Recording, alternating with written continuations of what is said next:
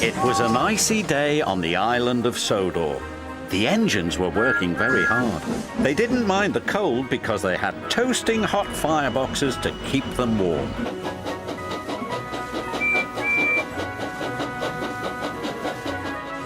That evening, the Fat Controller came to the sheds. "There's a big freeze coming tonight," he said. "James and Percy are to deliver extra coal to the stations."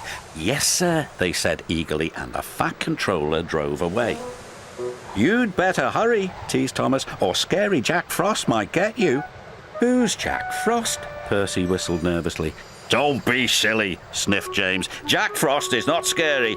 "Yes, he is," teased Thomas. "He's all white with a big spiky face." "Rubbish," said James. James knew Jack Frost wasn't scary, but poor Percy wasn't so sure.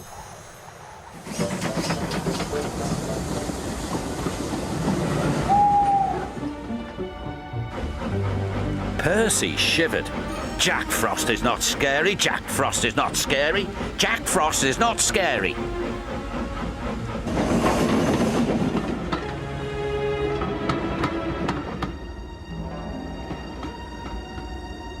Meanwhile, James puffed along his route.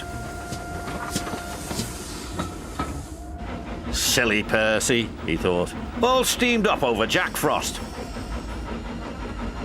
Percy made his last delivery. The station master was very pleased to see him. "Oh, Percy," he cried, "we need twice as much coal to last through this freeze." "Don't worry," Percy said. "This is my last stop. You can have mine."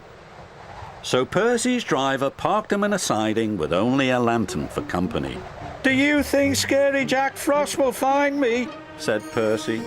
"Jack Frost's not scary," chuckled his driver, "and don't worry, Elizabeth will bring you some more coal in the morning." And then his driver and fireman went home to bed. Late at night, the icy wind howled. It started to snow.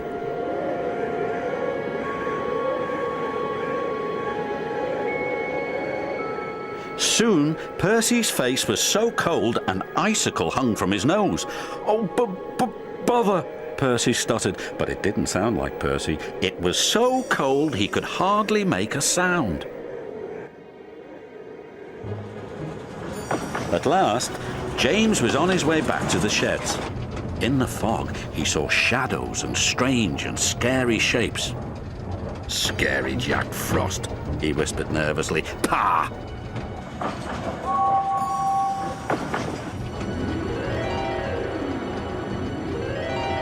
"Hello, James," muttered Percy icily.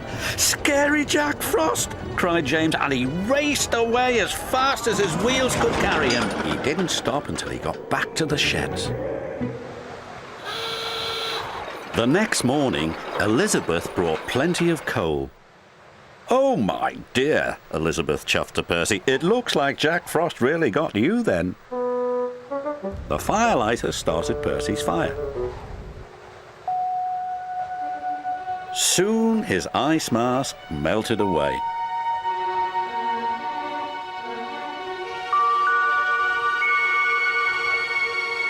"So Scary Jack Frost is only frost," tooted Percy happily. And soon he was as warm as toast. When Percy arrived at the sheds, James was bragging to the other engines. "I saw Scary Jack Frost last night," James huffed. "He even knows my name." "He also knows that you ran away," teased Percy. And all the engines whistled, including James. But Percy's was the loudest whistle of all.